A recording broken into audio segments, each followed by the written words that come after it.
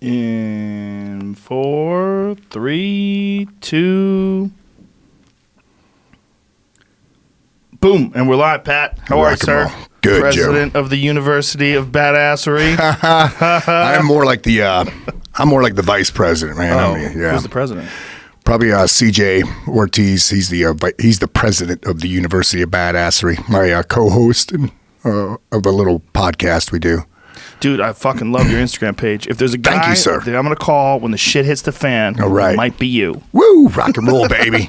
I'm there for you, brother. I also like guys who are my age or older that still get after it in the gym, and your fucking page is filled with you getting after it. Bro, we could go on. We could full segment on that alone. Yeah. And the secret, the big secret behind it, which there's not much of a secret, as you know. Yeah.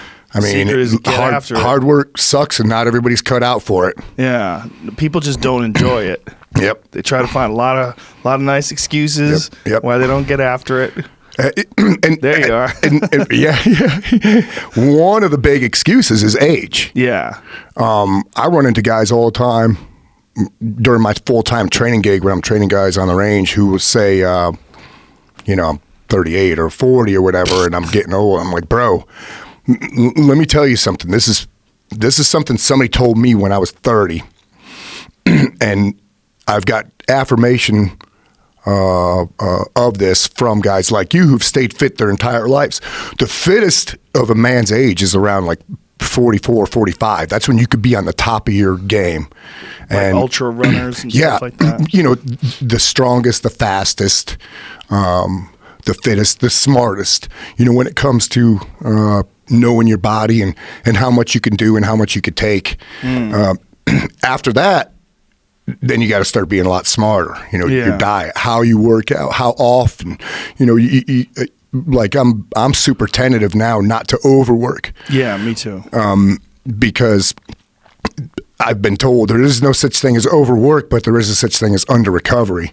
I err on the side of caution a lot. Yeah, me a lot too. more now, and I've got it down, man. I started this system combat strength training when I retired from the military, because when I retired from the military, I retired with 4 reconstructive surgeries, 13 broken bones, and any ground pounder who's special ops guy who did 20 plus years, there's a lot of freaking mileage on that combat chassis. Right. He's jacked up. What'd you get reconstructed?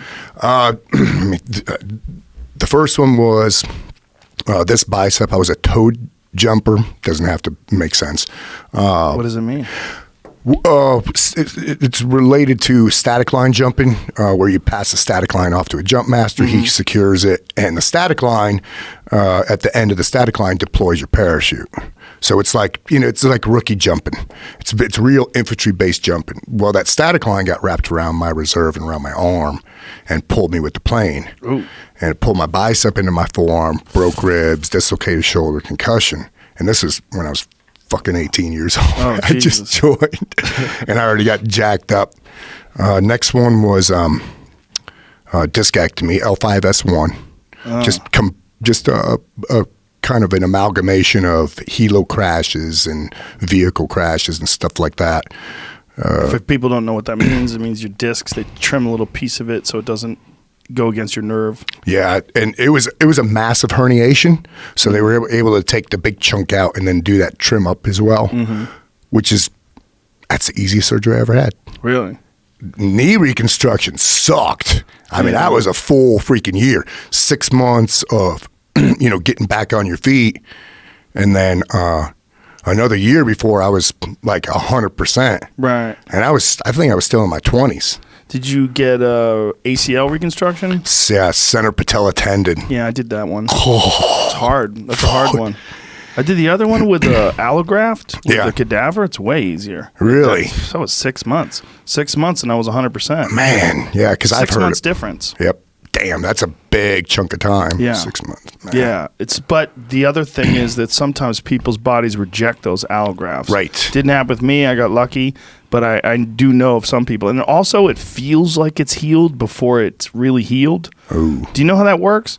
What happens is they take that graft and they put it in there, and then instead of that being your new ligament, your body has to replace that with tissue. Oh, right. So your body has to reproliferate that tendon with its own cells. And so it takes a long time. So it feels stable. You're like, oh, my knee's back, man. My legs feel strong. And then you go to pivot to throw a punch or something like that, and pop.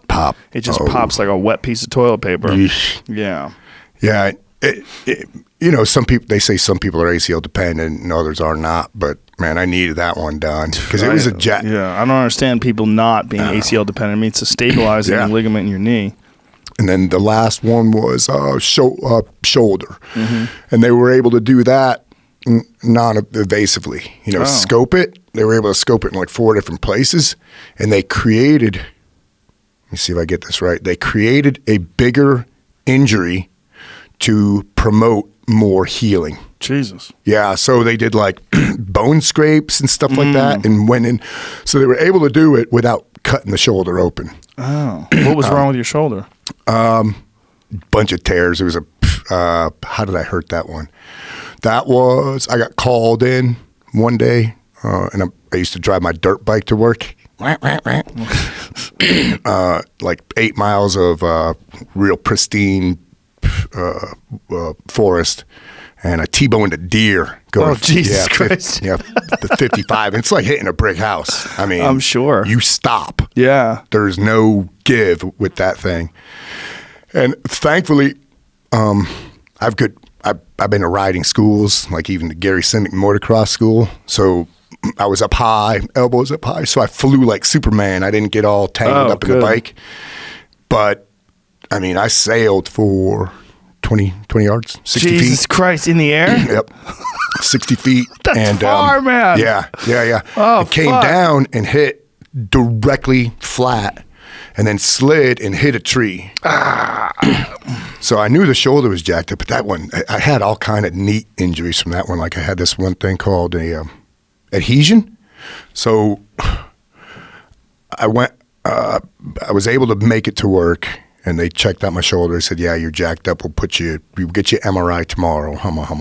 That night, I go home, and I wake up to go take a piss, and I realize I've got this massive, like bubble on my side, massive. And I thought, man, I might have internal bleeding.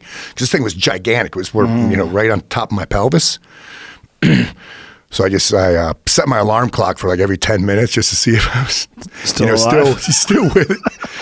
And then went in the next day and they sucked out a couple 1,000 milliliters of bloody byproduct because it was the skin separating from the bone. Oh. So I think that's what they call it, an adhesion. Oh, so a bunch of blood fills the gap. Yeah, it was all pus. Like orange, bloody byproduct crap. Nice. Yeah. I've had some weird injuries, but you're pieced back together again. I can tell. You know, you do a lot of crazy working out with I've seen a lot of shit you do with like cinder blocks. Yep. Where you make do with what's around you. Well, my work tempo is it's off the charts. Last year and the year before, I traveled to a different state every week, and most of them were jet setting. So lugging all my shit to the airport every week, all my guns and everything. And this is for tactical training? Right. So is this for private individuals, military training? Like how is it? All of it. All the above? Most of my courses are open enrollment, so I have all walks of life. I mean, the demographic is extremely wide, and so is the skill set disparity of these guys who come. You know, out of 14 guys who sign up, 4 of them would be cops, 3 military, the rest civilians. And in that civilian group, I mean, they're from, you got computer programmers, you got surgeons, you got lawyers, you got,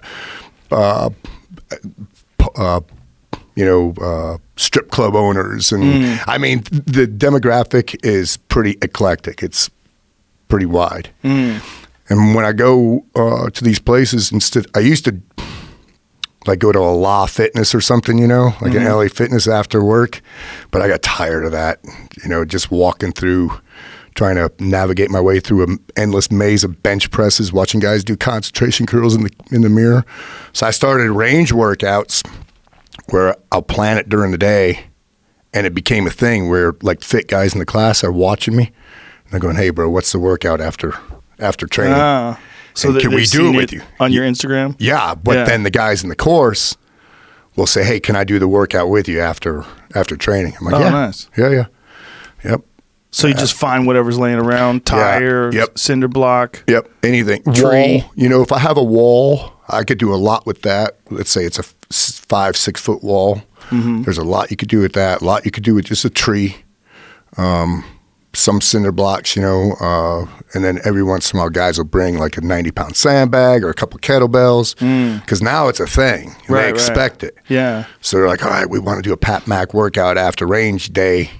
And, you know, kudos to those guys because that shit, that's hard. You know, when you're on the range all day working your ass off, and especially in the blazing hot sun, and guys hang out to do a workout with me, like kudos to you, bro. Well, people, one of the cool things about the internet is that people find other people that want to push themselves. Yep. They find inspiration through guys like you, and there's, you know, dozens of guys like you online that are like fun to follow, and you go, this guy's doing it. I got to fucking get off my ass and go do it, because sometimes people just need an example. Yep. They need someone to look at and go, this, and it literally can change the way you live your life. No doubt. You see a guy who's doing what you're doing, you're like, God damn it, he's fucking intense all the time. He's getting after it. Look at his beard. I want to be like that. Like, look at you over here. There's a cinder block. Yeah, I love that. That's in Eagle Lake, Texas, probably 3 years ago. What's the smoke? Is that exhaust fume or gunshots? No, the owner, I know what that, he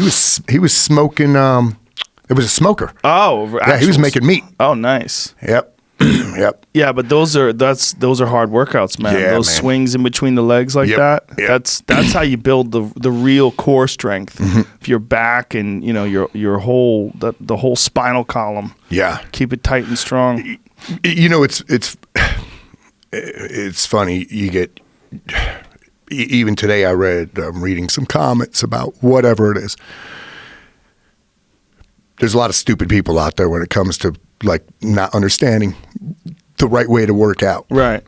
And I want to tell these guys, hey man, two things. One is if you do what you've always done, you're going to get what you've always gotten. Number two, I didn't go home last night and smoke a bunch of crack and dream this shit up. I mean, I've done a lot of freaking research, there's a lot of time and effort that's gone into this.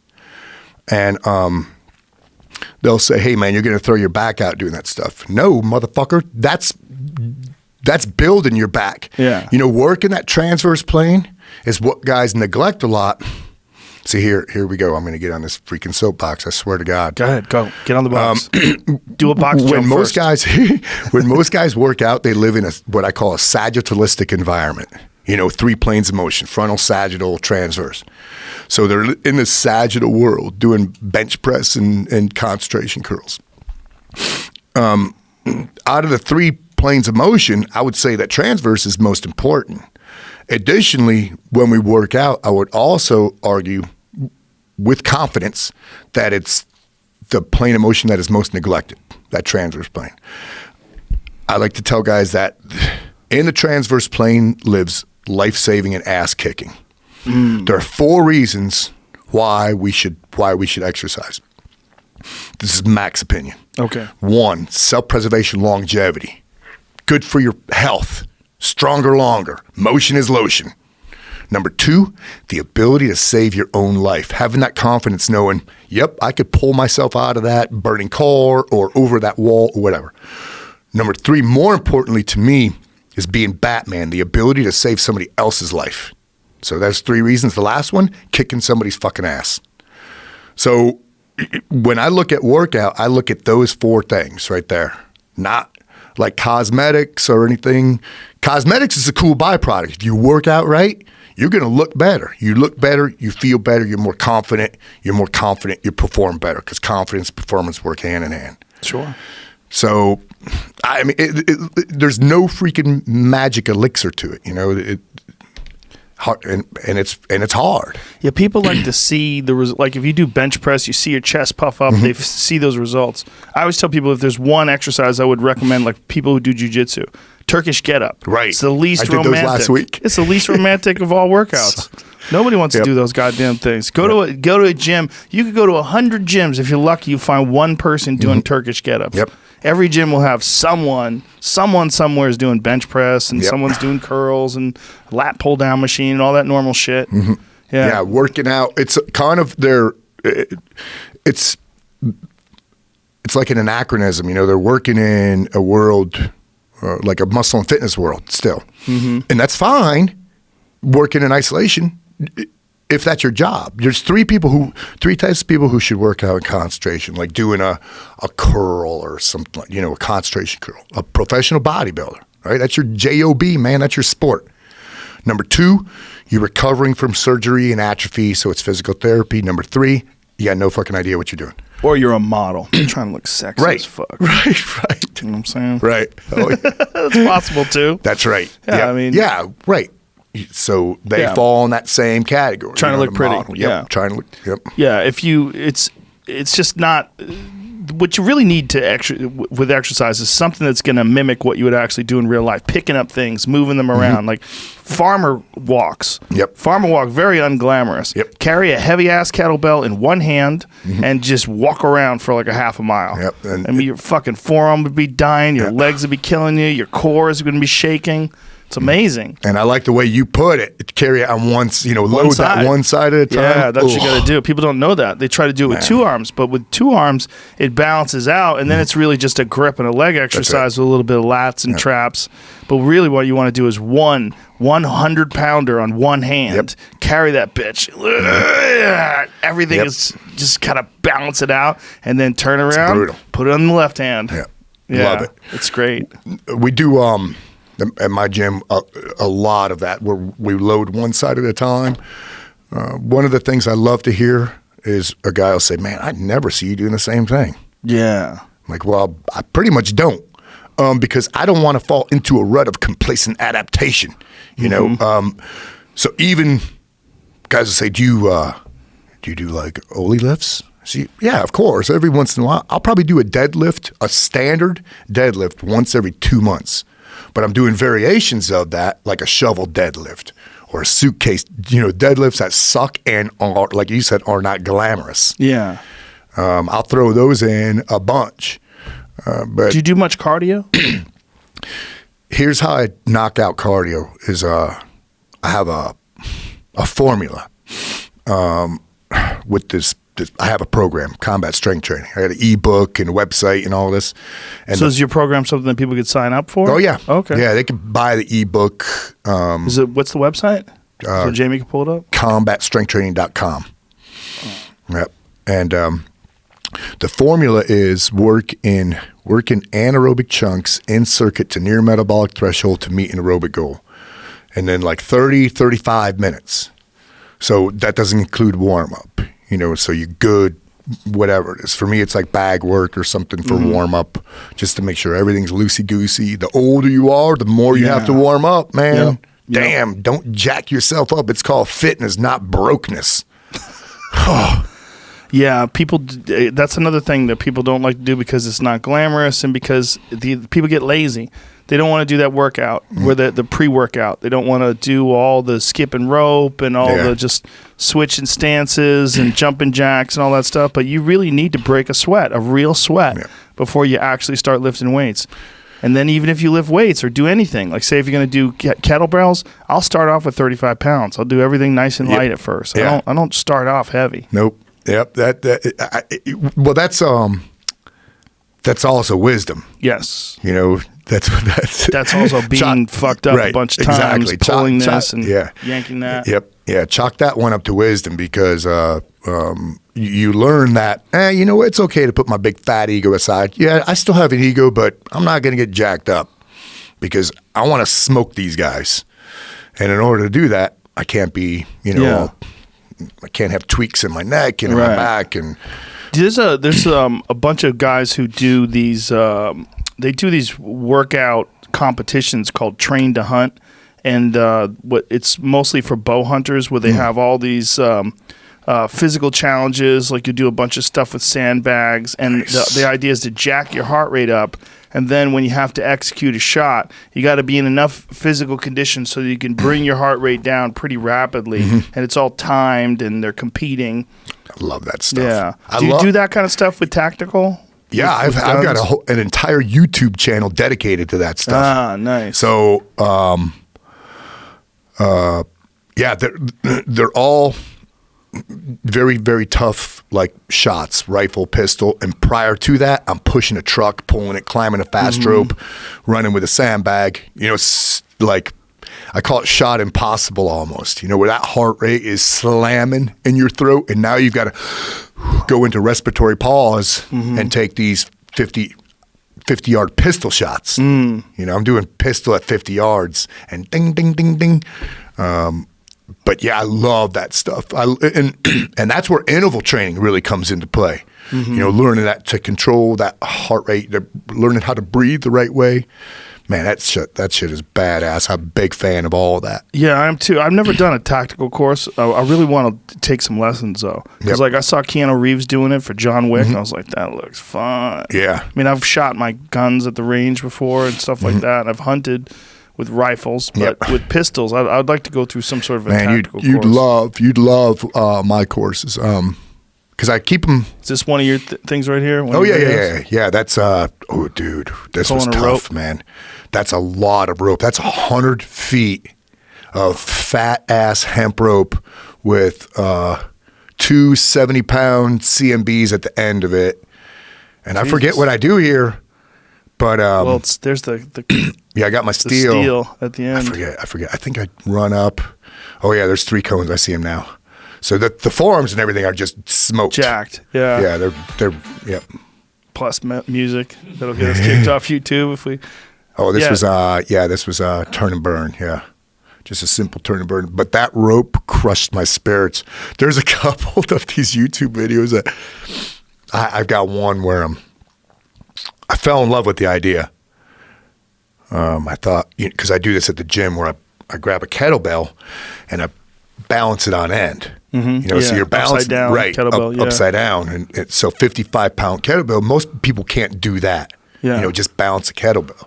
Well, I walk on a balance beam with them. You know, and stuff like that. That's phenomenal. Yeah, it's good stuff. So I thought, all right, next YouTube video, I'm going to do the 55-pound kettlebell, balance this thing on end, shoot strong hand, and then balance and then shoot support hand 50 yard. So I got out to the range. On a balance beam? Yeah, it's on YouTube. Yeah. Jesus. So I got out there and I got all my stuff ready, got my bed in my truck, got my gun laid out. I throw that kettlebell up left hand first and pull the pistol up, and I'm looking at the target, and I am shaking like a dog shitting sand spurs. I'm going, this was a bad idea. Oh, my God. And shot it clean. Shot it clean the first time. And then I have to, because I do this like Wes Stroud type of filming. You know, Wes Stroud, the survival man. Les Stroud. Yeah. So where I go and talk to the camera afterwards. I was so happy when it rang again. When it rang, ding. So I had this massive smile on my face. I dropped the kettlebell. I had to erase it and come over to the camera and go, all right, well, that was a pretty good time, you know. Here's the time, you know. Upside down kettlebells are great for shoulder stability. Yeah. Because it's all like that wiggly. Once again, something that people don't work on in the gym, stabilization, right? Balance, stabilization, proprioception, kinesthetic awareness, because it ain't sexy, and they're not building peaks on biceps and, you know, cutting their abs. So we do a lot of like rubber band work, holding it isometric, you know, and watch everything freaking shake, just shake and shake. Now, when you put together these drills and you put together these programs, do you just sit down and map it all out in your head? Do you think like, okay, how am I going to emulate the kind of stress in a life or death gunfight? Your heart rate's jacked. You might have to physically do something. You might have to run from someone or climb over something. Is that how you do? Yeah, how do you create? Yeah, you're talking about like the YouTube stuff where I do the like, physical thing with the shoot. Yeah, I the first thing I do is I put it on my calendar just so I know that I'm going to make one. And then I'll start thinking about it. What haven't I done? Because I have to think also, I have to think about the audience. The audience that follows me on YouTube, a lot of them are gun guys. So they want to know about the gun that I'm using. Mm-hmm. So I have to think about that. And then I have to think, all right, what challenge because I want guys to replicate it. I want them to like put those little notes on the YouTube. Yeah, I did this and my time was 1 minute and 30 or whatever it was. So I want them to be able to replicate them as well, and want to make them with some real world application in mind. So front loading a sandbag or getting in, pulling something in and out of a car, and doing that with a bunch of repetitions. When you're doing dead weight in and out of a car, 150 pounds, pulling it in, pushing it out, pulling it back in, pushing it out, that'll smoke every freaking ounce of your being, and it'll crush your spirits. I know, it's crazy, right? Yeah. You would think like a full-grown woman, you'd be able to pick her up and put her in a car easy. Yep. No, hard. Nope. Try getting her out. Right, especially if there's no, you got to think dead weight. Yeah, what if this person is incapacitated? They ain't helping you. Those arms, those limbs are moving everywhere, and it is a pain in the dick. Yeah, you're way better off with a 150-pound barbell. Oh yeah, you carry easy. That way easier. Yeah, whatever. Yeah, it's like, all right, that's just stabilize that on your shoulder, pull it out, and So, but I have to keep those things in mind. The other thing I want to do is I kind of want to make them hard enough so not everybody could do it. Because I want to do something that my industry competitors are not doing. And I've turned this. I've started a kind of a fad about 10 years ago, where more guys are doing this now. They're putting shoots up on the interwebs, with some physical activity prior to or during, which good. But I'm pretty sure I made it cool. Yeah. Well, the more people doing it, the better, right? Right. The more competition, Absolutely. the better. Yep. Yeah, it's just such a smart thing to think of if you really want to train the way you train and really want to think about tactical situations and real world application. I mean, it's such a great way to go about doing it, and it looks exciting and fun. I mean, I haven't done it, but I'm sure it's fun. It's good. I talk a lot during my courses. I don't do this stuff. I'm not, because I'll have 60-year-old women in it. Right. I'll have guys with Parkinson's even, man, come to my course. I have guys in wheelchairs. Yeah, I have guys. How do you stabilize a guy when they have Parkinson's? That's good. So I showed this guy a trick. What was his name? See if I can remember his name. It doesn't matter. But he was 77 years old, and he said, "Well, I could either come to your course and train, or lay on my couch and die." I was like, something, it was to that effect, because he likes to shoot. I said, bro, anytime, but I have to modify the course to him now, because he can't even lay in the prone to zero. Right. So I would set him on a cooler, and then I used, what furring strips are. They hold up a target. They're just 1x2s, about 5 foot long. I had him crisscross those and hold them, and then to V-notch him, and then put his rifle in that V-notch. Oh, okay. Because he could sit up pretty good. He couldn't get into prone. He can't stand, shoot, but sitting pretty good. And, when guys like that are concentrating more, you see that shake go away too. Hey, that's something we do at my gym too. We train Parkinson's, how to box Parkinson's patients. Really? It's a national program called Rocksteady Boxing. Huh. They come in 3 times a week. Where's your gym? North Carolina. What's it called? So people could go there? Spar Tech. Spar, SPAR, like Spar, and then TC. Is it open to? Yeah, it's folks? Yeah, it's open. It's very fight centric. It's an MMA gym, so everything we do is very fight centric with the physical work and the lifting and all that. And then we have programs we got some really good fighters, man. Dude, coach there. I mean, they're like legit. Whew. So we got really good fighters who do, one-on-one coaching. Everything from Greco to BJJ to Thai box to kickboxing to standard boxing. It's a neat place. It's small. It's warehouse. It's very Spartan. It's not sexy at all. Perfect. Yeah, it's my favorite kind of gym. Yeah, it's badass. And so, what do you do with these Parkinson's people?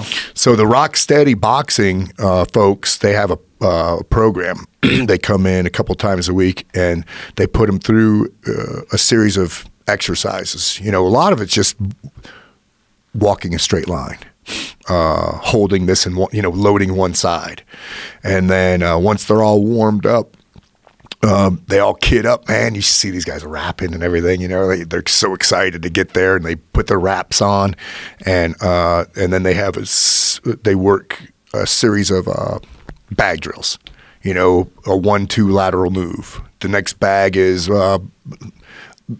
hooks, left and right hooks, and there's an uppercut bag, and there's the double end bag. And granted, they're not moving, they're not moving much, but they're moving, and they get there, and they love coming there.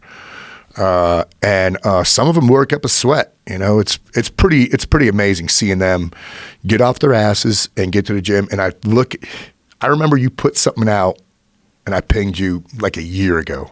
Oh, it was on a podcast, and you were getting pretty emotional about somebody not wanting to work out. And I pinged you, and I said, I think I mentioned that we got fucking Parkinson's people coming to my gym, well, it's just when people make those excuses, it just drives me crazy. Because I've seen examples. I've been very fortunate that I have good health, but I've seen many examples. And I've also been very fortunate that I never got out of shape. I just kept working out my whole life. But I've seen people that are fat as fuck, 350 pounds, just barely can get around, and then they decide, I'm going to take control of my fucking health, and then they just do it. They just do it. And even if you just got to walk around the block, even if you walk up flights of stairs, even if you just do a push-up, even if you do a sit-up, just do something, man. Do some bodyweight squats. Do something. It can be done. Yep. The journey of 1,000 miles starts with that single step, and I have guys in my community who will say, yeah, man, I follow your stuff. I'm so out of shape, and I don't have the time. This and that, which is another excuse. There's no such thing as I don't have the time. Get up an hour early, now you have all the time in the world. You got an hour workout. I'll fuck you up in an hour. Right. You come work out with me for 1 hour. Yeah. I will have you crying by the end of an hour. Yep. That's plenty of time. From warm up to cool down, 1 hour, done. Yep. That's 100%. If you're oh man, and you man, there's my friend of mine. You don't need more than that. Keith Weber, he has this extreme kettlebell cardio DVD. It's available as a digital download though.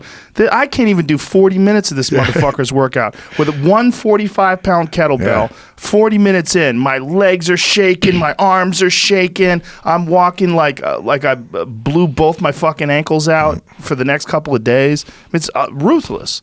You can get a lot done in 40 minutes. Yeah, and there he is. He's a savage. Oh, right on. Yeah, that guy's not shredded at all.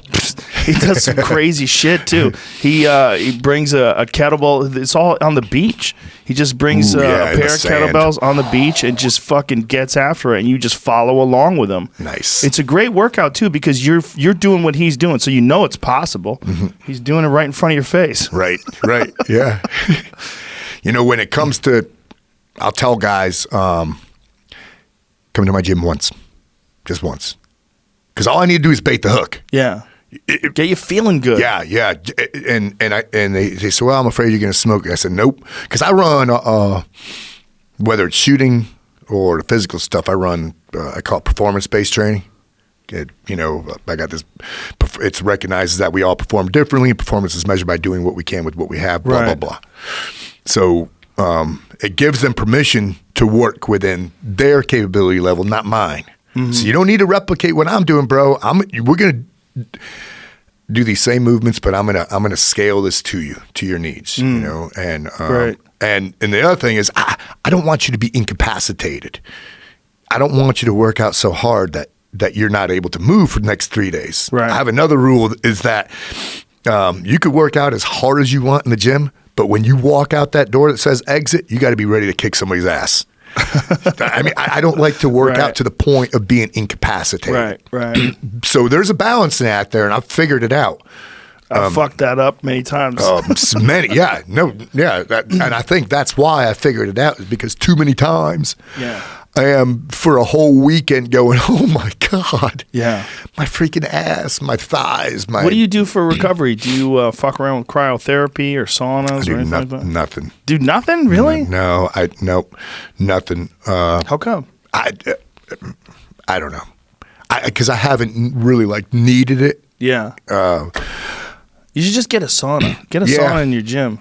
Yep. Just that alone. Mm-hmm. Get a sauna and a fucking ice bath. Yeah. I drink beer for recovery. That's a nightly ritual. I will not be able to function if I don't. How many beers?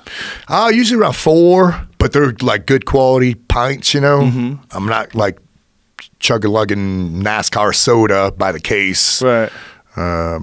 Barley pops, but good quality IPA, stouts, porters, that kind of thing. You just live for it? Yeah, I love it. I'm a hobbyist, man. Right. Yeah, I'm a hobbyist. That or bourbon. So I that doesn't seem to go hand in hand in a lot of people's eyes. I know. With hard people are physical like, training. Are you freaking kidding me? It's like, hey, man, I have a policy. My wife and I have a policy. Every night is Saturday night, but every morning is Monday morning. Wow. Yep. I like it. Yeah. So we go out almost every night. We go out. Just because if I'm at home, I'm going to work. Mm-hmm. I'm going to work until I fall asleep. So, that clock hits 6, 7 at night. I'm like, all right, let me go meet my wife. She's getting off of work. We're going to go have a couple pints, have a big old bourbon or something like that. And, I smoke cigars, dip. How do you keep But the thing is, that's what I'm going to diet. It's all about diet. Mm-hmm. I mean, my diet's ridiculous. And what do you eat? Predominantly, when I meal prep, it's collard greens, spinach, bell pepper, and chicken. That's it. And then spice it up with, salt, pepper, and garlic. You prep for the week? You make a bunch of... Yeah, but I don't have a pot big enough to prep for the week. So I prep for 2-3 days at a whack and just chow down.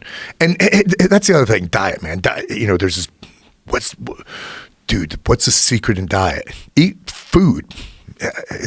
Food doesn't come in a bag or a box. That's a product. Right. Shop at the periphery of a grocery store. If you go into the guts, all you're going in there is for coffee, olive oil, salt, and that's it. Yeah. That's a good way of looking at it. Yeah, just stay on the outside. Yep. That's where the meat and vegetables are. Yep. Beware of the inside. Just beware. If you're going in there, go with a purpose. Don't get sucked into that cereal aisle. You're like, damn, Cocoa Puffs. Crackers. I haven't had Cocoa Puffs in so long. God. Yep. Because and then the older you get, the less you could your body can't process that crap. Right. So diet for me, get up in the morning. It's habitual, full quart of water since I wake up. Full quart of water. Yep. First thing. Power slam. Yeah. Just don't even set it down. And then why is that? What's the thought process behind that? I'm getting that down. I'm getting it in me. Mm-hmm. No wasting time. It's there for a reason. I want to, because you wake up dehydrated. I just want to power slam that and get it all into me. And then I ate a clean breakfast, like a couple boiled eggs and some bacon. Mm-hmm. And then throughout the day, and people say, well, is there a certain amount? Because too many people follow too many diets, which good for them. If you're following a diet, kudos. But meal times and how many times a day. Mm-hmm. I eat when I'm hungry and I don't eat till I'm full. It's pretty freaking simple. You don't eat till you're full, so you back off? Right. Yeah. What do you hit, 70%, 80%? Yeah, about that. Something like that? About that. Yeah. And then a portion of that is thinking, well, what if I got to sprint 400 yards? Or what if I got to kick somebody's ass? Right now. And if I'm 100%, it's going to be shooting out of both ends. Right. So diet is freaking huge, man, huge. But it allows me to drink those beers at night, Mm-hmm. It allows me to do stuff like that. And then make sure I'm hitting it every day, the gym. Even 7 if I'm days? on I usually don't have time for 7 days. And even if I did, I probably wouldn't. I'd probably take at least 1 day off, maybe 2. But you know as well as I do that you are more in tuned when you get older to what your body's telling your brain. Your body, when you get older, says, you know what, back the fuck off today. You don't need to do this shit. And I listen to that, man. I do listen to that too. That's so important to listen to that. There's those days where I'm like, man, I just feel a little off today. I'm like, am I being a pussy? I'm like, I don't think so. Yeah, I think I'm feeling off. And then all of a sudden my nose will start running. I'll start coughing a little bit. Ooh, right. Yeah, People around me are sick. I'm like, lucky I listened. Yep. And then that cold will be gone in a day or two. Yep. Versus if I just go run the hills. Right. Yeah, I'm going to go sweat it out. That shit is not real. No. People say sweat it out. That is, unless you're getting in a steam room or a sauna, you ain't sweating out shit. You're twisting your body up, and you're probably going to make your immune system even weaker. Yep. When you were talking about those Parkinson's folks, when they come into your gym and they do that, do they experience any benefit in terms of their function? Does it help them? Absolutely. And some more than others. Depends. I think it depends on how, what stage they're in, how long they've been there. But absolutely, we've got one guy who used to be a bow hunter, and he can't anymore. So we got him replicating that motion with rubber bands, and he could barely do a small one initially. He gave it up because he thought, you know what, it's not working for me. So he kind of gave up. But once we started working the rubber bands, he started seeing results. This is a 70-year-old man with Parkinson's. He's like, holy crap, man, I'm going to be able to draw my bow again because I'm doing these exercises, and yeah, absolutely. With a lot of guys, especially with their balance, lateral movement. That's one that I see a lot, with the lateral movement. They're making big improvements with lateral movement. And yeah. What helps? Does weight training help them? Like what? I think it's just getting that body moving, and then with the boxing, it's that hand and eye coordination too. Being visually acute, to the spot that you're supposed to hit on that bag, every time. So it's a combination of the because the weights are very, very minimal. We don't want these guys to get jacked up, and the gal who runs it, Laura's pretty. She's pretty cognizant of that. About not wanting them to get jacked up. Right. So their loads are very light when they do any kind of weight training. But I'd always wondered because it is a neurological disorder. Yep. But you know what? They benefit from it because they're getting out of the fucking house, out of the hospital. Right. They're getting to a gym. They're wrapping up. They're motivated. They're fired up to be there. And, they're not. It's obvious that they have Parkinson's. They're not, running around the ring like Roy Jones. Right. But they're fired up to be there, and it's giving them purpose. Yeah, yeah. People need purpose. Yeah. Speaking of meaning. that, when you retired from the military, was this? Did you envision yourself doing something along these lines, like teaching tactical stuff, or? Oh man, I went through some rough patches. As most guys do, right? Yeah, man. Man, it was, whew. No, I morphed into who I am only in like the past 6 or 7 years. I retired in 2005. I got hired before I even retired by a corporation to do training stuff. And I kind of I was almost falling into that rut of accepting mediocrity.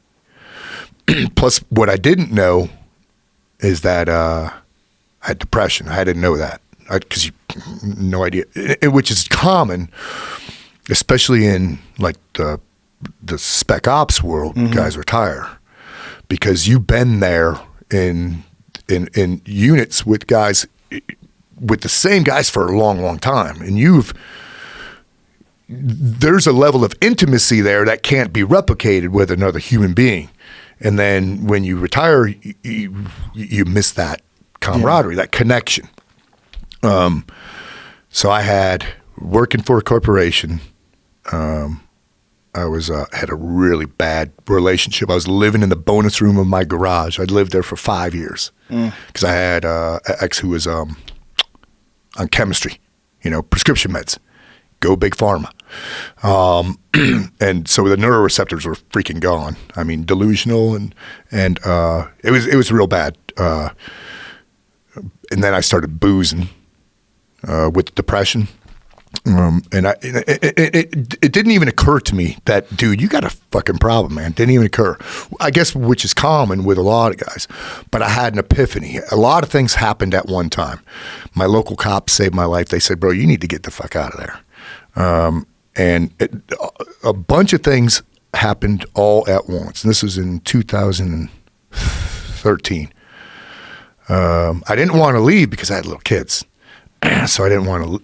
I was gonna stay there and just wither away.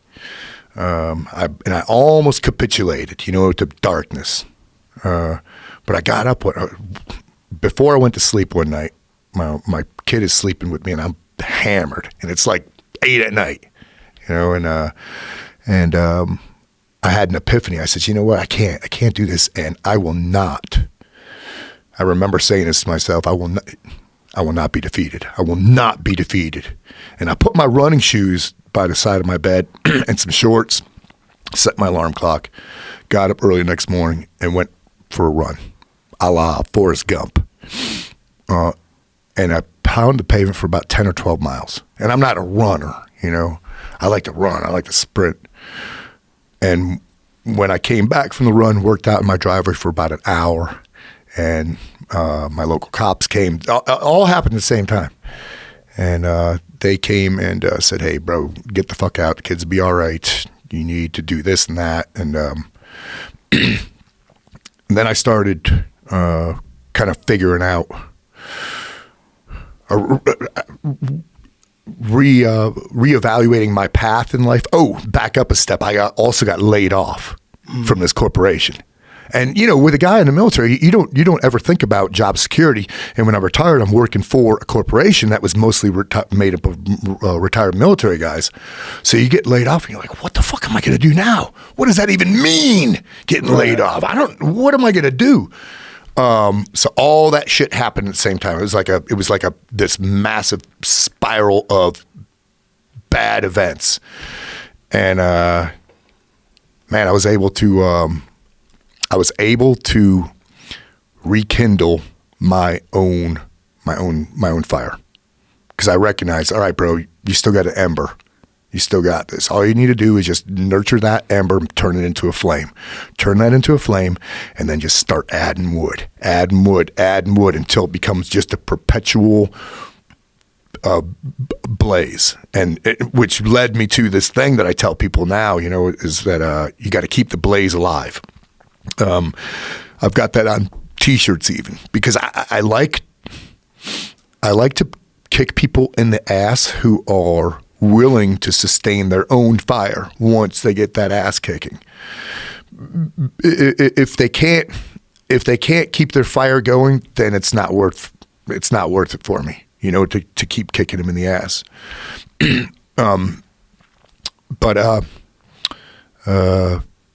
Yeah, so ever since that point in time, getting laid off, the depression, the boozing, I was able to rediscover me and rebrand and pretty much start from scratch. I mean, I had to start life all over again when I was 48 years old. Wow. Yep, the whole thing from scratch. And I discovered like social media and all this stuff because I met a gal, and I'm married to her now, and she's probably the best one of the best human beings I've ever met, all around human being. So she was able to help me with that and said, hey, you need to do this. You need to get this social media platform or that one. And so it's detonated pretty well, considering I've been on a short amount of time. But apparently the message is resonating. Yeah.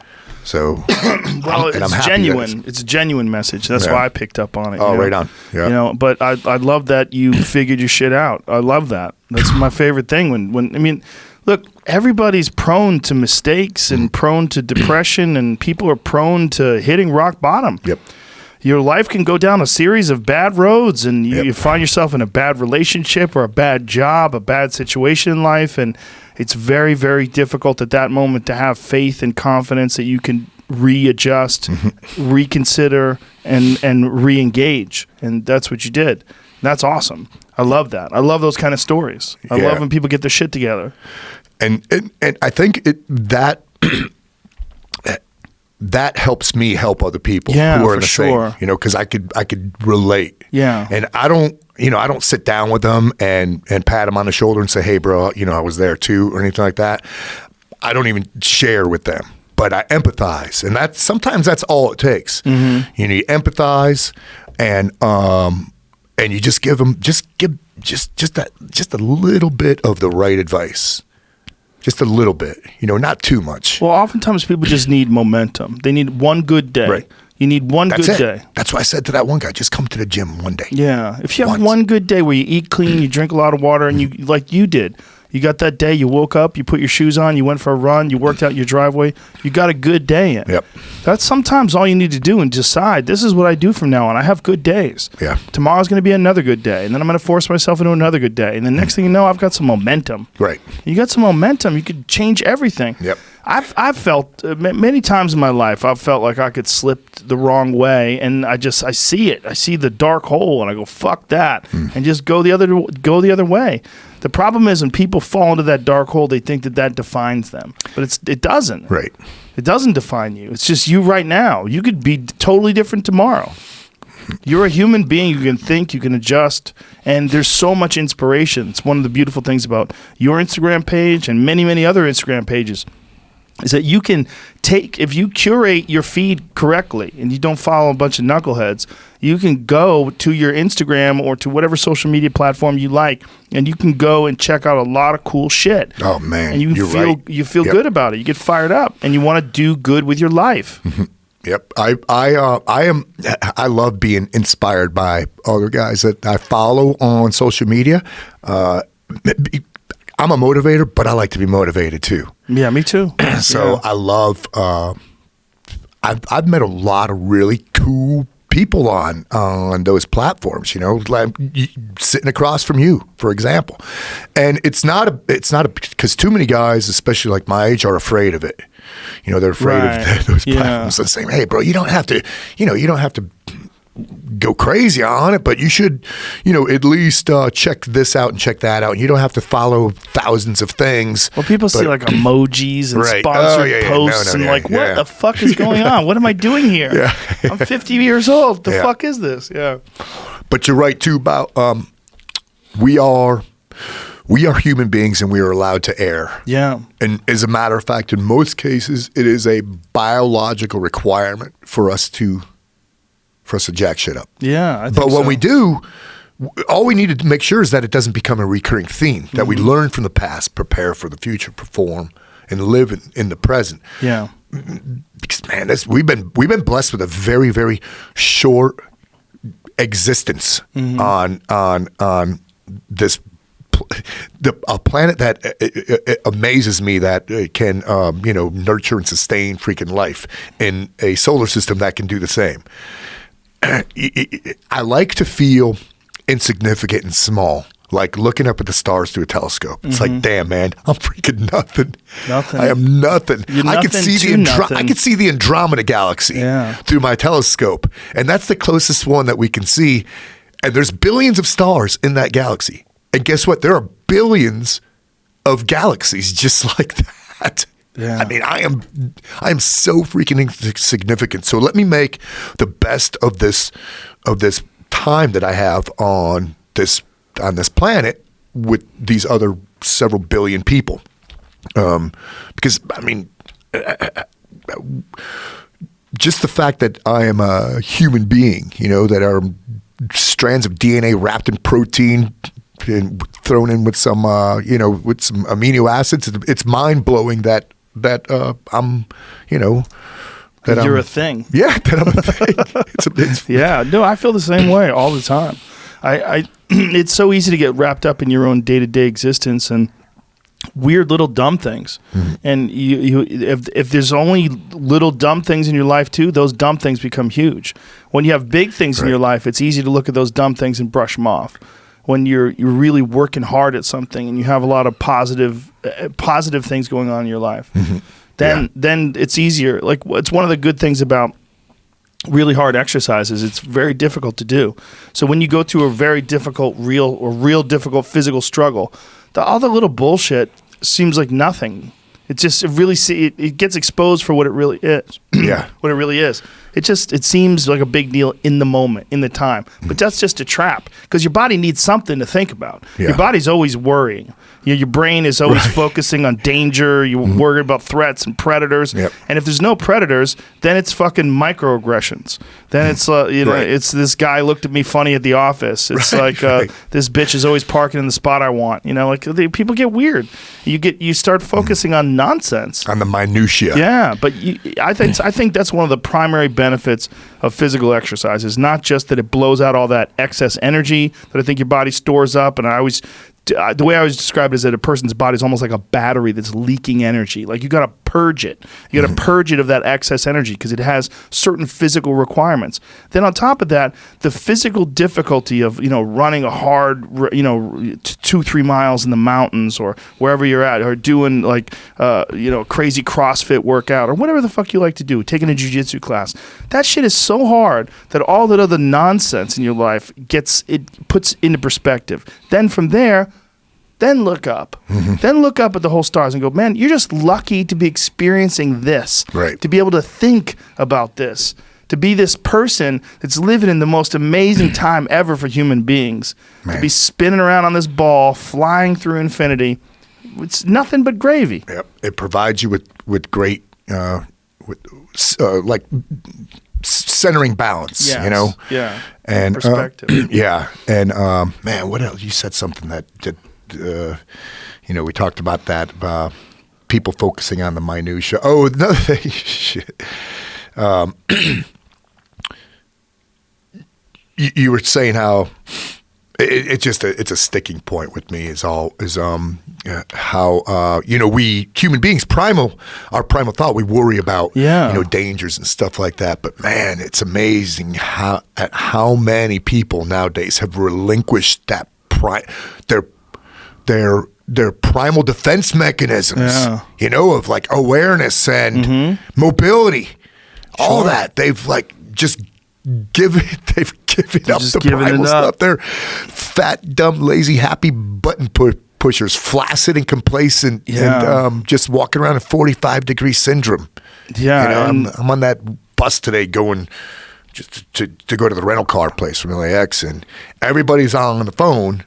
Which, there's times you could be in the white, but I look around, I go, well, looks like I'm on security right now. Because nobody else is freaking, going to see this or that happen. Yeah, there's a ton of people that are just staring at their phone all day long and not paying attention to their surroundings at all. And it's not that you need to all the time. Most of the time you don't. But the time when you do, boy, that could change your life or the life of your loved ones. Yeah.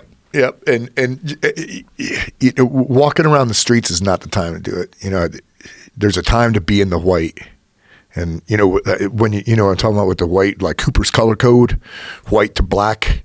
White is like zombie mode, and that's me in my house in my Ranger panties watching TV or whatever. Right. That's the time when you're allowed to be allowed to be in the white, where black is, you're fighting for your life. Right. It's horrible, horrific, terrifying.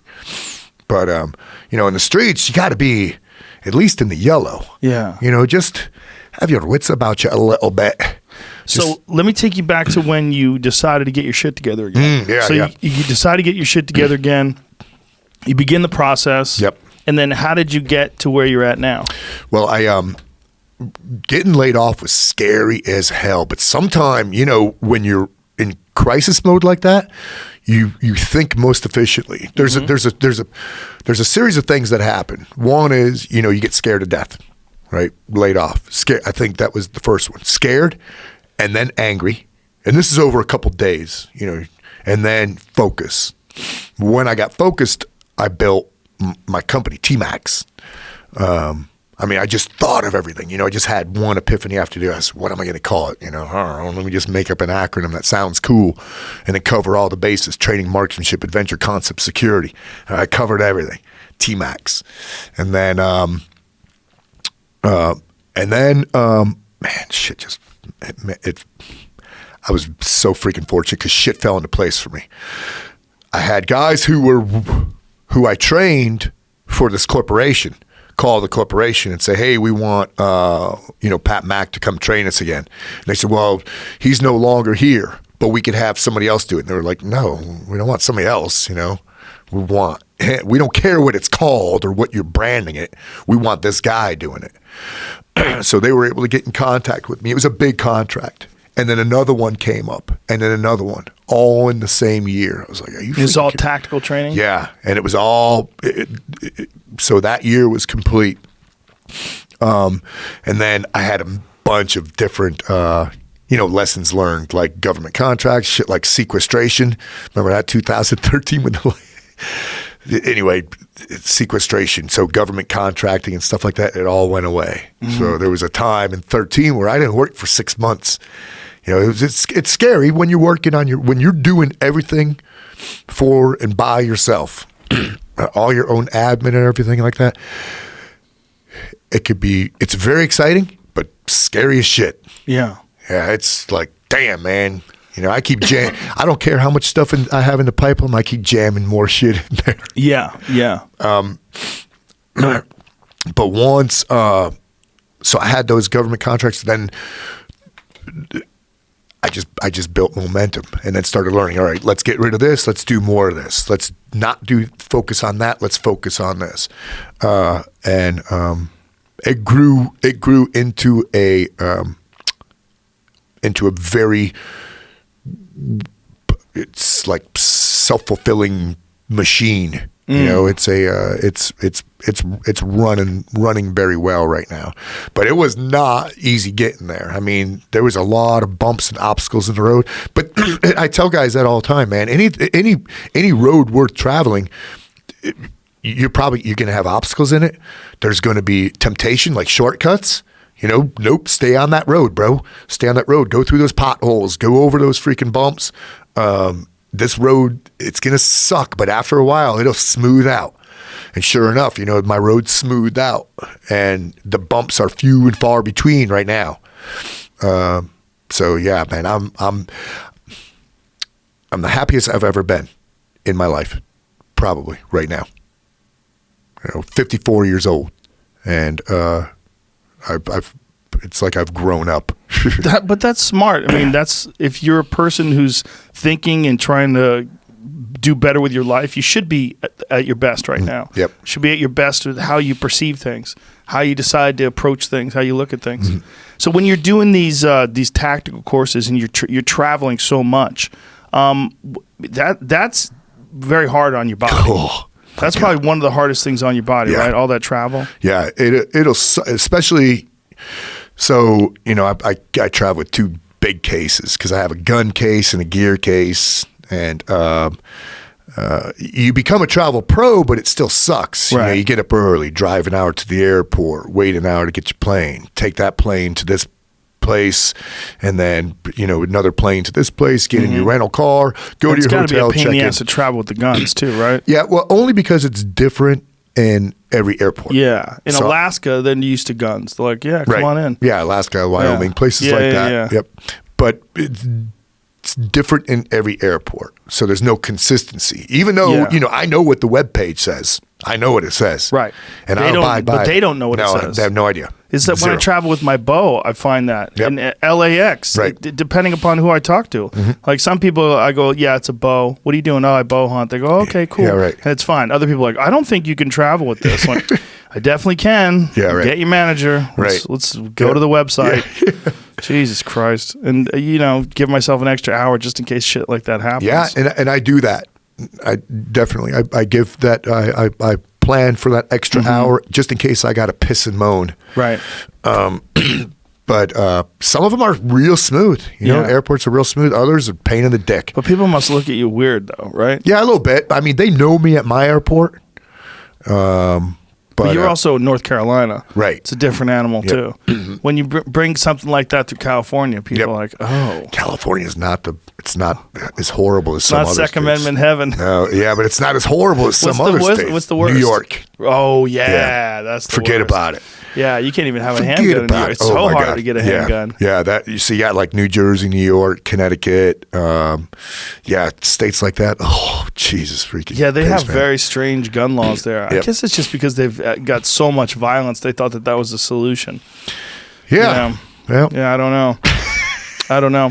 Do you? What do you enjoy the most? Do you enjoy doing the social media stuff? Do you enjoy doing the tactical training? Like, what do you enjoy doing the most? I like doing the workout stuff more than anything because I think with that I reach and help more people. Even if they could be, it's amazing. It's like, you know, I have so many. I don't know how this has happened, but I bet I have morphed into this guy who people rely on to motivate them, and they tell me, "Bro, you're motivating the hell out of me," which fires me up. As my buddy CJ says, what motivates a motivator? Tell him you're motivating him. You know, so so I love doing that stuff because it touches a lot of people, regardless of their age or their physical ability. And a lot of guys may be, bedridden with an illness or something like that, and it'll fire them up. So I like doing that stuff. I think next would be the shooting thing. I mean, I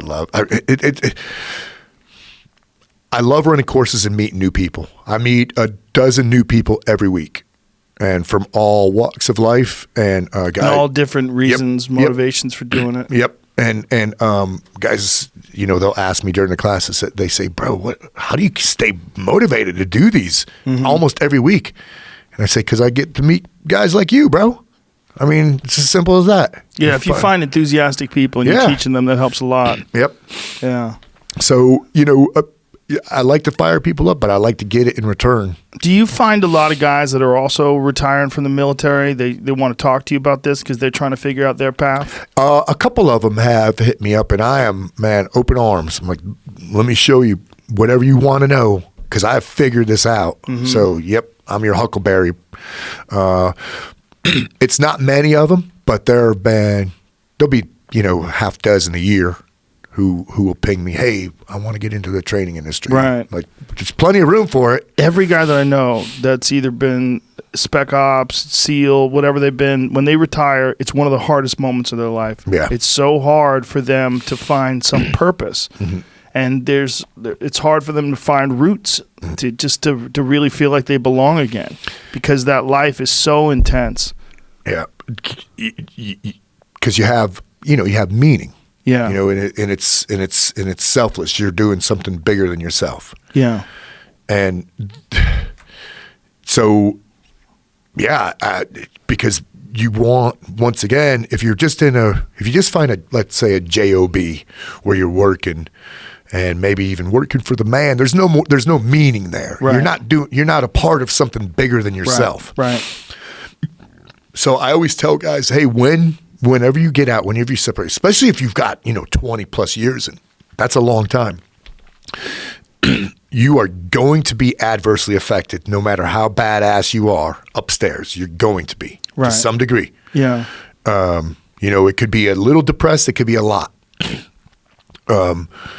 But if you find something, and it could be working for a charity, whatever. If you find something where you could, with impunity, go to sleep and look forward to the next day, where you say, man, tomorrow's going to be freaking awesome. I can't wait because I got this project pending and I'm going to help so many people be better people.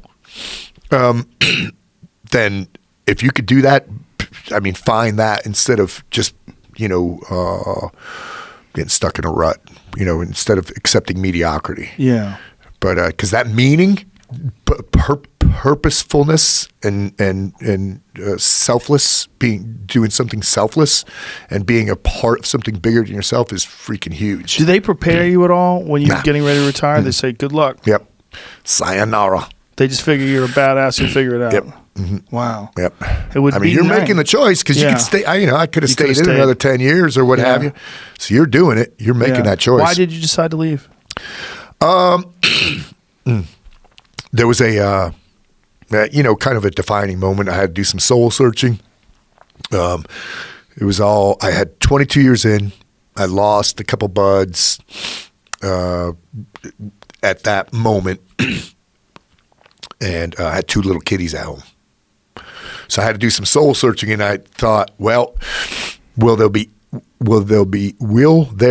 any regret whatsoever? And I thought, man, I've done it all.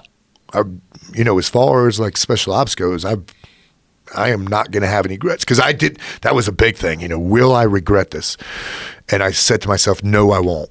So, I decided to retire with 22 and it was all special ops. I was very fortunate. My whole career was special ops, the whole thing. But I did regret it. It didn't take long. It was, and it got worse. Every year that passed, it got worse and worse.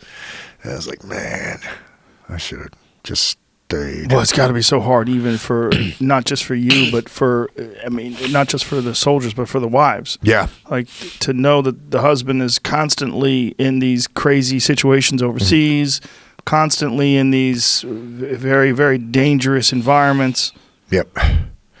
The stress of that. Yeah, I think it takes a special kind on both sides, Yeah. And usually spouses have a pretty good support mechanism too with the units and other spouses and that kind of thing. Right. So yeah, usually they're pretty tough and they get used to it. Yeah, I guess. It becomes a way of life. It becomes a normal. Right. Yeah. But yeah, still miss it. I'm sure. Yeah. Well, everyone I talk to does. Yeah.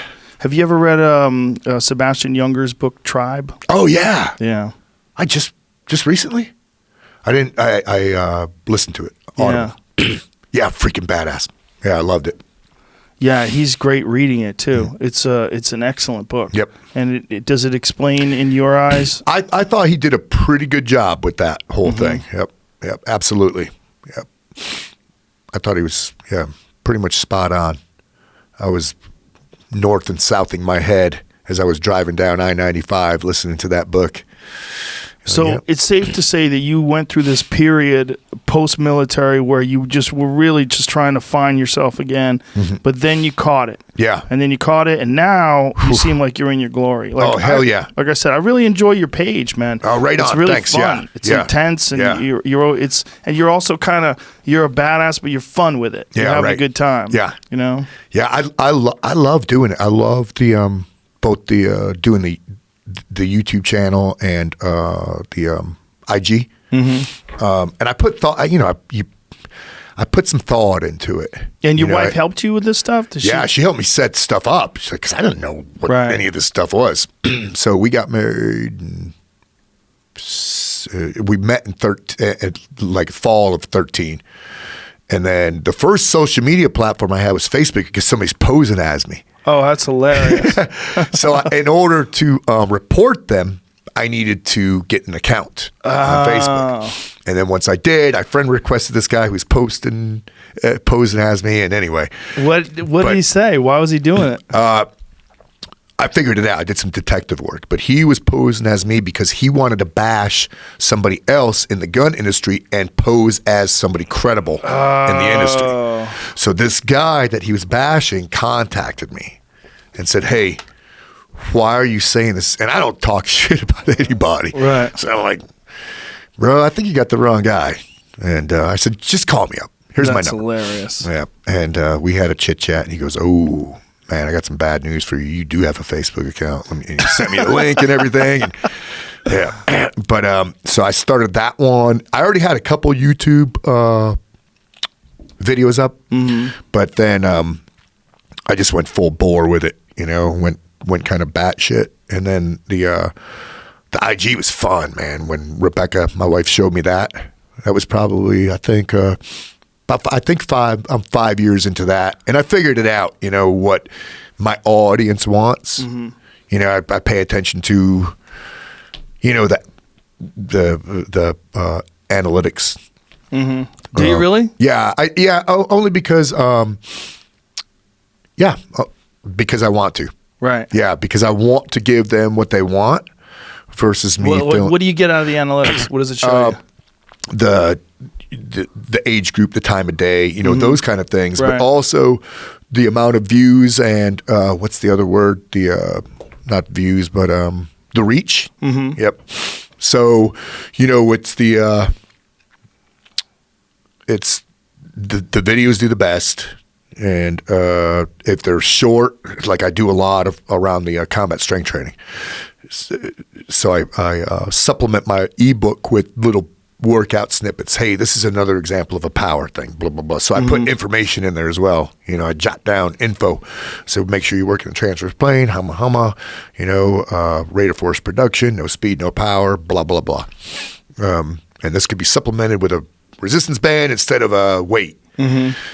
So I pay attention to that stuff because that's what people want. And that's where I get the most feedback. Guys are like, bro, thank you so much for putting this out. I'm like, all right, man. So I know for a fact that I'm helping people. Or if I put maybe a course of fire out or talk about a specific way to clean and break down a 1911, whatever it is. When I put out information, it resonates better and it seems that it's more palatable with the masses or the people who are following me, because I get a lot, and man, I answer all those freaking comments. Do you really? A lot of them. I mean, How can you do that? I spend. How many followers do you have on IG? 160K. How the fuck can you possibly answer all those things? A lot of them are just hitting the like, right? And sometimes that means a lot to people, man. Right. I'll have guys screenshot and Pat Mac just liked my comment.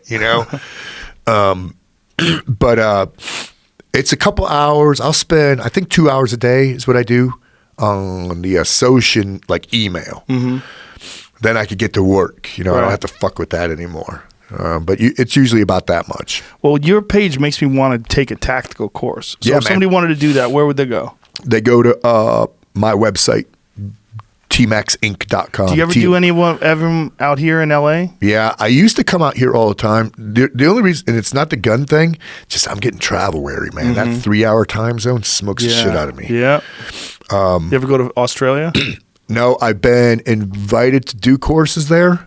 But there's a whole another thing with training overseas. It's it's a State Department of State thing, and ITARs and all that. It's a pain in the dick. Oh, I'm sure. So I'm not trying to blow those guys off. Alone. Here it is. Take a live CST course. Oh yeah, the CST course. I don't do them live much anymore, only because they didn't sell and fill well because people I think they thought that it was going to be a beatdown. Oh, that you were going to go and kick their asses? Right, but it's very it's a lot of information and a lot of feeling stuff out. Right. So what is a CST course? What does that mean? Well, it's basically replicating what I have in that ebook, and people say, "Bro, put this book in hardcover." It's 35 pages, man. It's not cost productive. You know what I mean? Yeah. Just download it and print it out, would you? Oh my God.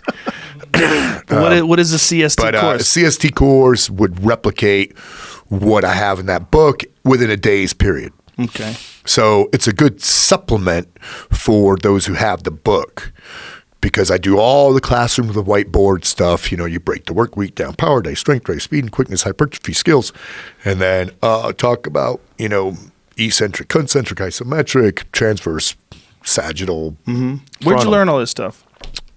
Got to have NASM, National Academy of Sports Medicine, because I wanted to, it's a freaking piece of paper. It took me 6 months to get, but I wanted to have a piece of paper to back certified. Up. Right. Yes. And that was the closest thing that I found to what I was putting out, and it was pretty spot on. Only mine's way cooler. It's not like the lame. Health club version. Got it. Right. More tactical and practical. Right. Yep. Yeah. Yep. So the class would basically just encompass what's in the book in a 1-day period. And now it's more like tangible because people are touching it, feeling it, seeing it, these certain exercises versus seeing a picture of it. Right. But there's a lot of good information in that book, and then I supplement both my YouTube channel and the IG with all these other little snippets. And I put out a lot of information. I mean, a lot. So people won't get bored, because I don't want people to get bored with their workouts. You know, I want them to. All I'm doing is teaching them how to cook, and then showing them ingredients. And now go cook your own meal. And here's some other recipes. Right. Throw these ingredients into your pot. So that's what I do with the social media platform. Is I supplement that with, whatever. I'll come up with some dumbass name for some movement that I'm doing. But they're good, functional, safe, low impact movements that encourage, that self-preservation, longevity, and fitness, and not brokenness. Too many. Oh my God. Too many guys, especially older guys, doing herky-jerky stuff and getting hurt in the gym. Especially when they take a long time off and they forget that their body's 56 and not 26. Right. Yeah, super common. Yep. So if people go to your, is it combatstrengthtraining.com? Is that what it's called? For the CST, but that's not for my courses. That's right. But my tactical stuff is T-Max Inc. Oh, okay. Is there a link to that from there? Yeah, T-Max is that's who I am.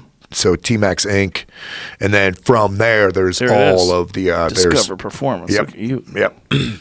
Handsome bastard. Nice jacket too. Yeah, man. So this is all like it's got a lot of your videos up there. It shows you what you're doing. Yep, and it's got all the courses, and it's got a badass store too, man. Whew. I got some booty on that store. So, tools. Oh, get you some. So when you're putting all these different workouts together, how much do they change? Do they if someone goes to your website and wants to follow your courses? Right. The physical stuff? Yeah. Oh, the core workout doesn't change that much. The movements do. So I break the work week down into like Monday, for instance, power day, then strength day, speed and quickness, hypertrophy, skills. And then there's a couple, because people don't have 5 days, you could lump, for instance, speed and power. You could lump strength and hypertrophy. So the gist stays the same. Power day, work in anaerobic chunks in circuit to near metabolic threshold to meet an aerobic goal. Pick you 5 good power exercises. Make sure that 2 of them are in a transverse plane. And if they got the book, they'd be able. Could sustain them for just with that for, let's say, I don't know, whatever, months, without getting bored. But they definitely want to go to like some of the stuff that I put on the interwebs to help sustain and keep the ideas fresh. Right. Because we don't want to fall into that, once again, that rut of complacent adaptation. We're doing the same shit over and over and over, day by day. And too many guys do that. Right. And it's not healthy. I noticed you incorporate a lot of martial arts stuff too. Like you were doing some arm drags the other day. Yep. Yeah. Like what do you do? You just do this for like practical applications in a street fight scenario? Right. Or? Yes. So yeah, I'm a big fan of different fight. And you're doing all this stuff. You do it with shoes on because this is how you're going to be in real life. Yeah, most of the time. I mean, I don't go into our fight room with shoes on because it's got mats in there. It's nice. So when we grapple and work bags, I'm barefooted. But usually, there's a lot of times I'm working out in these with a gun on too. It's just appendix carry under my t-shirt. Right. Just so that you keep it unloaded, or in the chamber. Right. Just so you know where it's because it impedes your movement a little bit. Yep. Just to make sure that it doesn't impede my movement. Right. But just to know where it's at. Right. Okay. So there's a place where you can keep it where you can move. As well. Yep. And so this dude that you're working with, he's a wrestler. Yeah, he's good, man. Randy's good. And what is he working with you on? You're just working on. This was. We're not the sharpest right here because this was after a power workout. We're smoked, right? We're smoked, and all we were doing here is just control, just stand up for control, And I used to be a good wrestler, but my game is off, and but that was decades and decades ago. So Randy's getting in. He's training for a competition jiu-jitsu competition? I think it's a kind of a mixed wrestling, jiu-jitsu competition. I think he's doing the wrestling. I'm pretty sure. So I said, "Hey, bro, let's start mixing it up. I want to get back into rolling some more because I'm bigger than he is. So it'll be good for him because I'm bigger and stronger than he is. So, and then it'll be good for me too.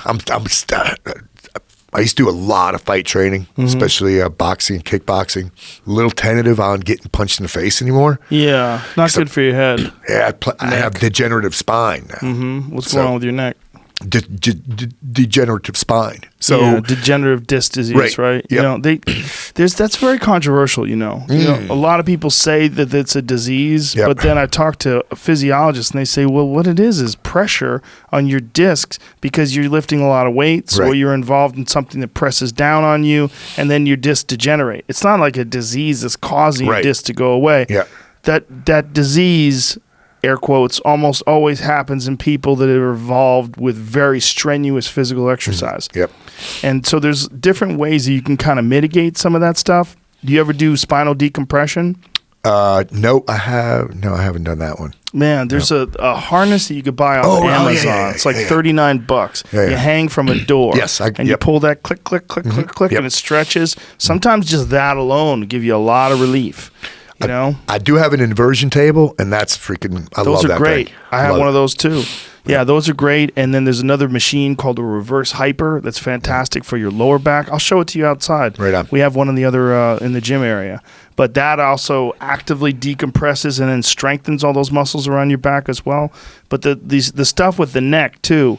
There's a bunch of different things you could do. I mean, I don't know if you do any neck exercises. Do you fuck with anything? Oh yeah. Yeah. Yeah. At least once a week, and I've got to. Yeah, I always tell guys, you got to work your neck, man. It supports the command center. Right. Have to. Now you said it's disc degeneration, so you don't want to get choked. Is that what it is? You don't want to get your neck manipulated? Yeah.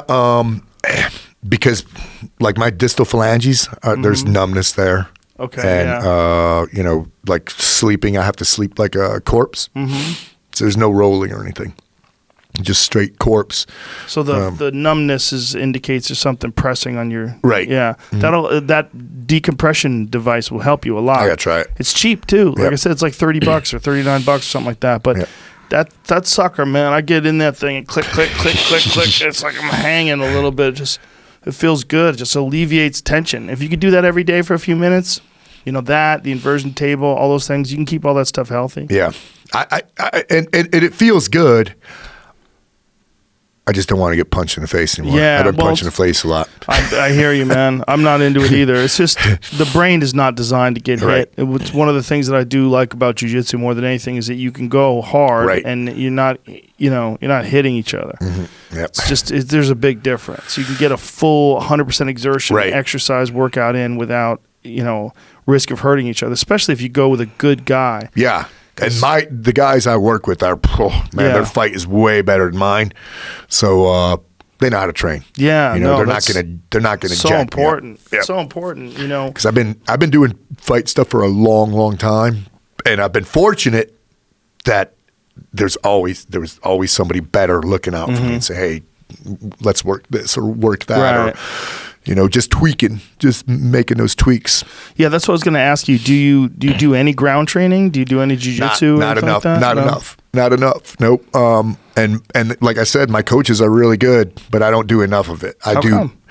I don't have a good reason. Yeah, and I just said that to them. I just said, "Hey guys, I have to do more. Yeah. I got to do more ground stuff." And they're like, "Right on, yeah, get in there, man." Yep. I mean, it's humbling. Yeah, people like to avoid it. We do, I mean, I do it, but not enough. Right. Yeah, I'm very comfortable on my feet. My level of confidence on being able to punch somebody's mouth loose without them even knowing what happened is pretty. I'm pretty confident there. With the likelihood of who I'm going to tussle with. That's the thing, though, right? Yeah. And plus, I have moxie, I got a lot of attitude. And that goes a long way, having that chutzpah, that attitude. Sometimes it's equally important to have that. I have a thing in my head that says I can beat anybody at anything. It doesn't have to be true, but that's what I hear in my head. The problem with that is when it's obvious that that's not true, right? Then you're like, fuck. Yeah. Now what? And then you get experience. Experience is something you get shortly after you need it. Yeah. Yeah. It's interesting that you combine those things, though, that you have this gym where there's all this martial arts stuff and then the tactical stuff. What do you do to chill out? Because it seems like everything is fucking go, go, go, go, go. Everything is lifting weights and shooting and pulling ropes and shooting and arm dragging and shooting. What do you do to calm yourself? I am hobby heavy. Hobby heavy. Well, you showed me your drawings. Yeah, I do. Very talented. So I draw. I bird watch. I'm bird a bird watch? watcher. Yep. I've been a bird watcher since I was 10 years old. Really? Yep. Golf. I go down this list. Guitar, drums, cook. Let me see here. I got so many freaking hobbies. It's ridiculous. But the good thing about most of them is I could go to them and it doesn't take me a lot of time or energy to invest in it. Fishing, I'm a big time fisherman, outdoorsman, woodsman type of thing. I love that stuff. I get into the Rocky Mountains at least once a year and do like privation training, just on my own. So, what do you do when you do that? Like, just camp out there and live off the land for a few days? Try to sustain, with what I have and what's available to me. And it also includes... You do that once a year? Yeah.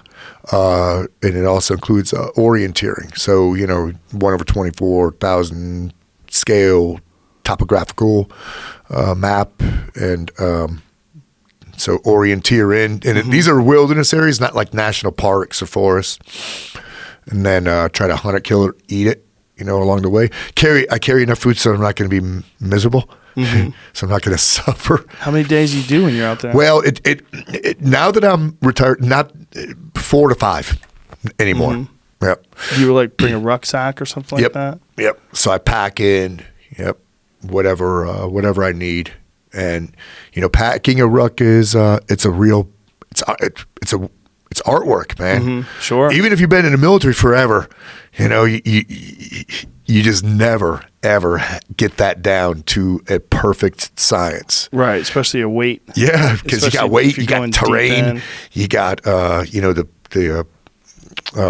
the situation may dictate to strip this and add that, and then where are you going to put it? And do you bring satellite phone or anything when you do it? Or I do. I bring one of those sat phones. Yep. You don't want to roll an ankle out there. Well, plus I usually go to Montana, like Bob Marshall, so that's boasts the highest concentration of grizzlies in the lower 48. Yeah. So you're not on the top of the food chain, man. There's some big hungries out there. That's a fucking scary spot. Yeah. Well, it's always usually pretty good unless you run into a female. Yeah. With her cubs. Right. Yep. That's when it gets super sketchy. I just wrote about that. That's another. I write. So I write for Ballistic Magazine and Combat Handguns. And I just wrote an article about that in Ballistic, about what should be in your personal survival kit. Let's say you go on a day fishing trip in Alaska. What do you have in that thing? In the event that you need to go into contingency planning mode, that shit hits the fan, you got to have something on you instead of just your Orvis fly rod and a couple bead heads. Yeah, the big debate with hunters is, should you bring bear spray or should you bring a pistol? Yep. Especially, I bring both. Yeah, smart. Yep. Anytime bear country, I bring both. I got them both on, and I've talked to a lot of grizz hunters, and I put that in that article too. It's like, guys, I've done some research here. But yeah, so I'll bring both. Have you had any encounters when you're out there? I've had almost every year. Really? The closest one, 15 yards. Male. Jesus. Yeah. That was the first time ever up there too. And I'm smoked. I'm at the end. This is when I started doing these when I was active. So bringing up unit guys. And this one was 95 miles long. We walked from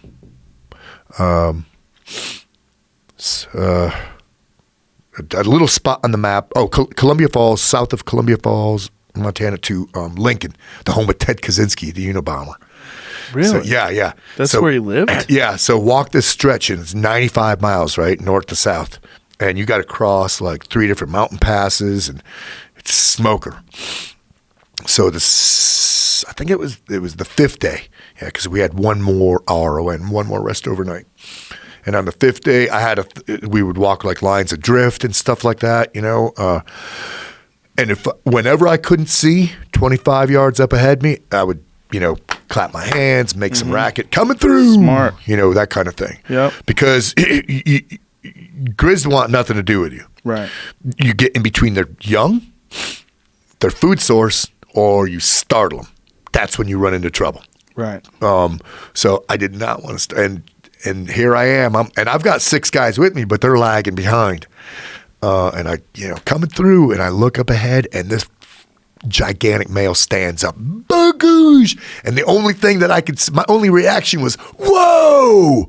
I mean, I was just blown away. Just think 15 yards is less distance than you flew when you crashed into the deer. Right, yeah. You flew in the air. So you could fly in the air and pass that bear by 5 yards. That's right, yep. Wow. Yep. He took off. Boom. He was gone. Jesus. Yep. Lucky. Yeah.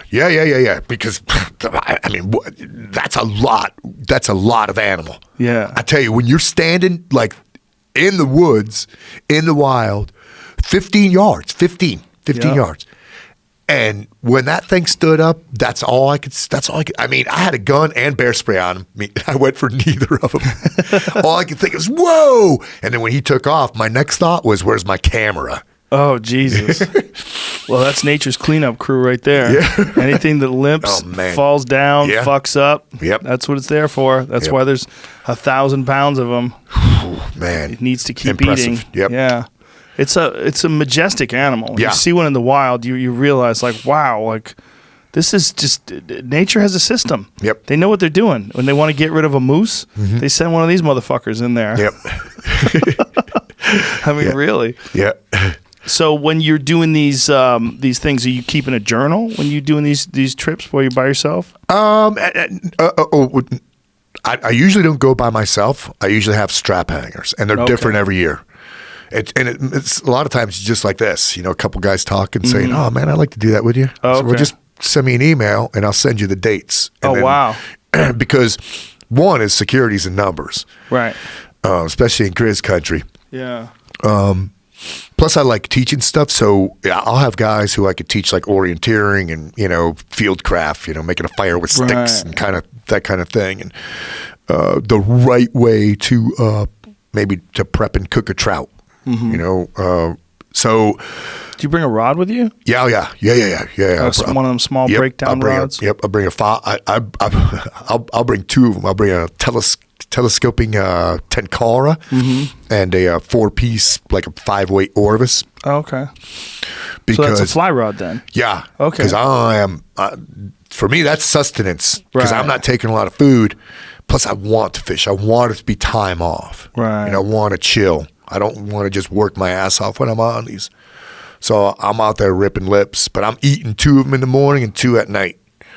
And then it's a lot of fun. I've been doing these things now since '98, I think. It's a great way to decompress too, right? Yeah. The places I go to, one of them is I will lose cell phone coverage an hour before I hit the end of the dirt road. Oh. Yep. So, and then you stop the car, you're at the end of the road. Now you're already you're just at the edge of the wilderness area, deep into a national forest. Right. And then into the wilderness for, you know, however many days and miles. You run into other folks when you're out there? Very rarely. The best, you know, I loved walking like on the 95-mile one and seeing nobody. Yeah. Nobody. Yeah. I mean, these places are remote. The Frank Church in Idaho. Idaho, yeah. I walked the Wind River in Wyoming. The Frank Church, I walked from the town of Salmon to McCall. That one smoked me. How far is that? On the scale of things, as a crow flies, it's not that far. I think it's 60 miles or something, but it's straight up, straight down. Yeah. It's the most horrific and just terrifying terrain. I mean, especially if you're, if your objective is to move from point A to point B and not just an out and back, let me see how far I can go. No, when you got somebody picking you up at point B and you have to be there, right? Oh man, it is a freaking smoker. Yeah, I've never been to the Frank Church, but my friend Ryan Callahan was living up there for a long time, and cool. He says it's amazing up there. It's also so remote, but yet it's so close to Boise. Like it's not that far, right? Yeah, right. Yeah, the grand scale things, it's not that far, right? But there's when you have these wilderness areas, like I don't know, let's say it's 500 million square acres or whatever it is, that's also encompassed by national parks and stuff. Yeah, and national parks will have dirt roads in them, and they'll have little scatterings of population here and there. But those wilderness areas, there's nothing in those. Yeah, just animals. Yeah, there's no dirt roads. And it's such a complete ecosystem too. I mean, they have everything from wolves to grizzlies to mule deer to elk. It's all living up in there. Yeah. Yeah. And they are cool. I mean, I love doing those too, because you have to think there is an element of danger here that can kill me. And it's not just a big hungry.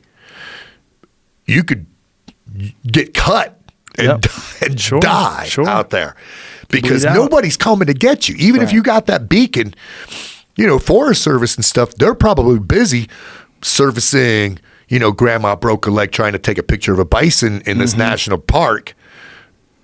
Coming into that wilderness area, there's no HLZs there and stuff like that. Right. So, man, I love that element of danger, especially since I retired. I want to be cold, tired, hungry, and maybe a little scared. And I want that several times a year because, it's primal. Right. And I think most guys need that. Guys. Yeah. No, I think so too. Dude, you're living a fun life, man. Yeah. I enjoy following it. Right on. Appreciate it. Yeah, I appreciate you coming on, man. I really do. Dude, thank you. Tell people one more time your websites. Yeah, my website is tmaxinc.com. TMACS. tmaxinc.com. And the other one is combatsportstraining.com. Combat strength training. Combat strength training. Yep. And then I got my IG is at tmaxinc. All right. Beautiful. It's fun. And then my YouTube channel is just Pat Mac. Pat Mac YouTube. A lot of information. Good times, my friend. Thank Rock you. and roll. Appreciate Thank it, brother. you, Joe. Thanks for coming on. Hell yeah, man. Thank you. It's freaking awesome.